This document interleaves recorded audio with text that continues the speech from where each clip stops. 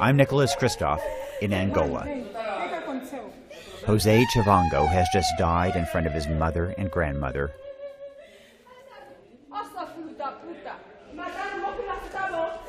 A foreign doctor tries to revive Jose, but it's too late. Nurses are helpless. You're seeing cases like this all the time. What do you feel when you have these kids dying unnecessarily? Estagnada, não consigo fazer nada, mas eu sinto pela criança que está aí. O hospital às vezes não tem essas coisas. Não sei. 16,000 children die every day worldwide, and most cases are preventable. Nowhere is it worse than Angola. This is the deadliest country in the world for kids, and yet the government has just cut the health budget by 30%. At a sunset dance party in the capital, Luanda, you'd never know there's a health crisis here. And that's a crazy part. This country is actually filthy rich, flush with oil and diamonds. There's so much money here that a one-bedroom apartment downtown can cost $12,000 a month. The real problem is it's just spectacularly corrupt. Officials here spend $50 million a year on luxury cars alone. Judges here get Jaguars to drive, as kids perish at the highest rate in the world. Just 30 minutes from the presidential mansion. This road leads to a hospital serving 500,000 people. Like many hospitals I visited, it's impeccably clean and modern. The only thing missing? Doctors. There are 5 mothers here with urgent cases of children who are very sick. 4 of the 5 have already lost other children. Almost all the cases here are preventable. No detectable hemoglobin? Wow. And the staff was clueless. I was shocked that this nurse didn't know that Marcelina's reddish hair is an obvious sign of malnutrition. She's malnourished, right? Não tem malnutrição, mas é só a malária mesmo que ela tem. O cabelo dele é sempre mesmo vermelho, não é isso? O cabelo dela só começou a ficar roxo quando ela também tem um problema de inflamar o corpo, barriga. É malnutrição. Here's my diagnosis. It's easier for officials to steal money by commissioning a big, expensive hospital. Training staff, on the other hand, doesn't offer that kind of payday. President Jose dos Santos has ruled for 36 years through a brutal civil war that ended in 2002. He's used the country's oil wealth to enrich his cronies as kids die. But I know the president cares about at least one child. After all, he turned his daughter, Isabel, into Africa's youngest billionaire. Both of them ignored my interview requests. But if you want the government's perspective on how things are going here, look at this poster. It's a warning about junk food on the walls of many public hospitals. And it's hanging above kids dying of malnutrition. Angola, rich oil country, diamonds? How can this be? The government won't spend the money to make it change. Stephen Foster is an American missionary surgeon who has worked for 37 years in Angola. He runs a hospital for the poor overlooking the city of Lubango in southwest Angola.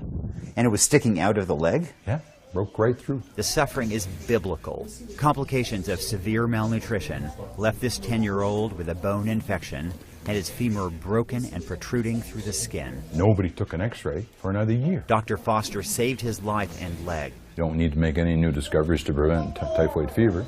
You don't need to make any discoveries to provide better nutrition to children. The reality is that these kids in the hospitals are the lucky ones. 50% of Angolans don't have access to health care at all. So what I've been seeing in the last few days, kids dying of malaria, of severe acute malnutrition, yes. That is the better half of Angolan health care. You've seen the best. That's what's happening as the best. Yes, exactly. Boy. And if you dropped in here in a time capsule back in 1750, it's the kind of medicine that you can get 10 kilometers down the road here. So this is what it's like to drive back in time.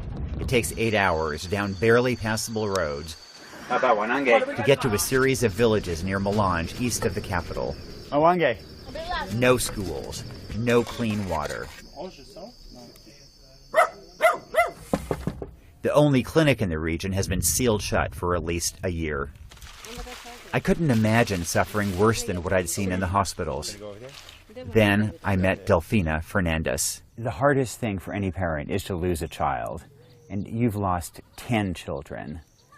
Whose fault is that? Não estava lá médico, enfermeiro não estava. Tem que tirar medicamento desse de raiz, não aguenta. Delfina is blind in one eye and suffers from rotting teeth that cause agonizing pain every waking moment. She doesn't even know that Angola is rich. The only petroleum in her world is the gasoline that she uses to rinse her mouth to numb her toothache. Do you know whether Angola has a lot of oil and gas? Aquele só tem que comprar para meter aqui dentro, para matar só aquele bicho que está lá. Meter na lockdown, para meter só aqui. Petróleo? É. The one thing the Angolan government does offer is free family planning. Let's go inside and see what we find. This clinic in Lubango is packed with women who would love to get birth control. Are these available right now or not? Não, mandamos comprar, não está disponível, não temos. The nurse admitted that the shortage is a nationwide problem. She blamed it on the falling price of oil. But the country is still rich enough to build skyscrapers in Luanda, but not quite rich enough to provide injectables for these women at $15 a person. I know that aid programs give free medicine to Angola, so if the medicine isn't in hospitals, where is it? Do you have anti-malarials? So it says not for retail sale. We contacted the manufacturer, Novartis, and it confirmed that the drug was indeed a donation. So are there many doctors and nurses who sell medicines that they have on the black market? Sim, eles tiram. Vêm nos vender nós porque aquela é coisa que mais dinheiro. Que eles dê dinheiro. What is happening in Angola is beyond belief, and it happens in broad daylight. Rafael Marques de Moraes is a courageous journalist who's been jailed for exposing government corruption. Corruption is the greatest endemic problem this country has. Because they steal everything, you know. They steal everything. Doing anything right has become the wrong thing to do. If Angola had 10 whistleblowers like Rafael, there'd be a lot of lives saved. But the Angolan government has prosecuted Rafael as a criminal. The United States and European Union should support him more publicly. The president's private house, here you don't feel. The U.S.-Angola relationship is a love fest, which makes us complicit. Our assistance just lets wealthy Angolans off the hook as we subsidize their lavish lifestyles. Instead of giving money, we should be demanding accountability. And let's not forget about Western oil companies that occupy these towers. They too have blood on their hands for facilitating this corruption, and thus the deaths of children like Denise. The 11-month-old girl just died of malaria, even after her parents, Celia and Armando Matuba, bribed doctors at a hospital to get her better care. The family let us watch at the morgue as they washed and dressed tiny baby Denise. It's almost impossible to understand that she's dead. This year, world leaders are developing a 15-year battle plan to eliminate extreme poverty. Angola is a reminder that we can save children's lives not just with medicine and clean water, but also by battling corruption and our own complicity in it. Essa criança, nenhum mal ela cometeu.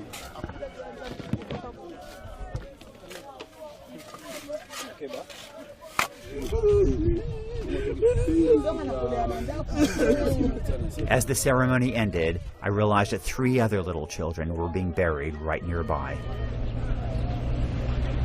The expanse of child graves is a reminder that 6 million kids die every year globally. Nearly all those deaths are preventable, if there's a will.